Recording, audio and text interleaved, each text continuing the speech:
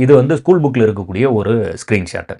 இதிலிருந்து கொஸ்டின் வரும். அப்போ நம்ம என்னதான் எவ்வளோ எலாபரேட்டா படிச்சாலும் கூட, அந்த ஸ்கூல் புக்ல ஒரு ஆர்டிகல்ல மென்ஷன் பண்ணி பேசுறாங்கன்னு வச்சுக்கோங்க. இப்போ ஆர்டிகல் 52 அரசியலமைப்பின் 52வது உறுப்பு இந்தியாவிற்கு ஒரு குடியரசுத் தலைவர் இருக்க வேண்டும் என்கிறது. அப்ப டைரக்ட் கொஸ்டின். நீங்க மற்ற ஆர்டிகல்லாம் மறந்தா கூட, இந்த ஸ்கூல் புக்ல இருக்கக்கூடிய அந்த ஆர்டிகல் நம்பர் வந்து மறக்கக்கூடாது. மிஸ் ஆகவே கூடாது. ஸோ அத அப்படியே டைரக்ட்டா ஒரு கொஸ்டினா போட்டு, இது வந்து ஏன் என்ன அப்படின்னு வந்து ஒரு கொஸ்டின் கேட்டு போயிடுவாங்க. ஆர்டிகல் 53வது உறுப்பு என்ன சொல்லுது? ஒன்றியத்தின் ஆட்சி அதிகாரத்தை அவருக்கு அளிப்பதுடன், அவரை நேரடியாகவோ மறைமுகமாகவோ அவற்றை அந்த அதிகாரத்தை டைரக்டாவோ இன்டைரக்டாவோ யாரு செயல்படுத்துவாங்க? குடியரசுத் தலைவர் செயல்படுத்துவாங்க.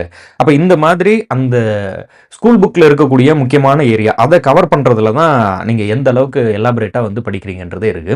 இந்த ரெண்டுமே போதும். ஃபர்ஸ்ட் அந்த அடிப்படை குடியரசுத் தலைவர்னா என்ன, அதிகாரம் என்ன, ரெண்டாவது ஸ்கூல் புக். இதை நல்லா தரவா ரெடி பண்ணிட்டீங்கன்னாவே சூப்பரா வந்து படிச்சிடலாம். இதுல பாருங்க, தேர்தல் வெற்றி அப்படிங்கிறது எப்படி முடிவு பண்ணுவாங்க? எலக்டோரல் கோட்டா அப்படின்னு என்ன சொல்லியிருந்தோம்? தேர்தலில் வாக்களிக்கப்பட்ட மொத்த வாக்குகளின் எண்ணிக்கை டிவைடட் பை தேர்வு செய்யப்பட வேண்டிய வேட்பாளர்களின் எண்ணிக்கை பிளஸ் 1 அப்படின்னு ஒரு ஃபார்முலா பார்த்திருந்தோம். இந்த ஃபார்முலா பாருங்க, இது ஸ்கூல் தமிழ்ல வந்து டினாமினேட்டர் கொண்டு போயிட்டாங்க. இதுதான் சரியான ஃபார்முலா. நீங்க வந்து +1 அப்படின்னு அங்க மேல நியூமரேட்டர்ல தான் வரணும்.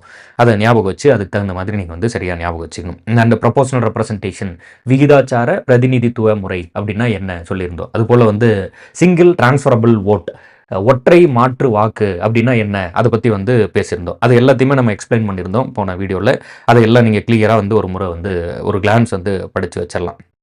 அண்ட் இதில் பாருங்கள், அவரோட டேர்மு, அவருக்கு வந்து எப்படி பதவி நீக்கம், அவரை எப்படி நம்ம வந்து அடுத்து வந்து பதவிக்கு எப்படி கொண்டு வரலாம், அவரோட பதவி காலி ஆயிடுச்சுன்னா அடுத்த 6 மாதத்துக்குள்ளே நிரப்ப வேண்டும்.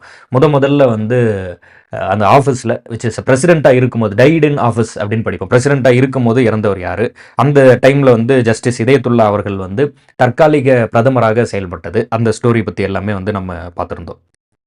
அண்ட் பாராளுமன்றத்தோட அந்த பேசிக்ஸ் என்னென்ன இருக்குது, ஆர்டினன்ஸ்னா என்ன, குடியரசுத் தலைவர் எப்படி வந்து தன்னுடைய வீட்டோ அதிகாரத்தை வந்து செயல்படுத்துவார், அப்சல்யூட் வீட்டோனா என்ன, எத்தனை விதமான வீட்டோ அதிகாரங்கள் அவருக்கு வந்து கொடுக்கப்பட்டிருக்கு, இதெல்லாம் பார்த்தோம்.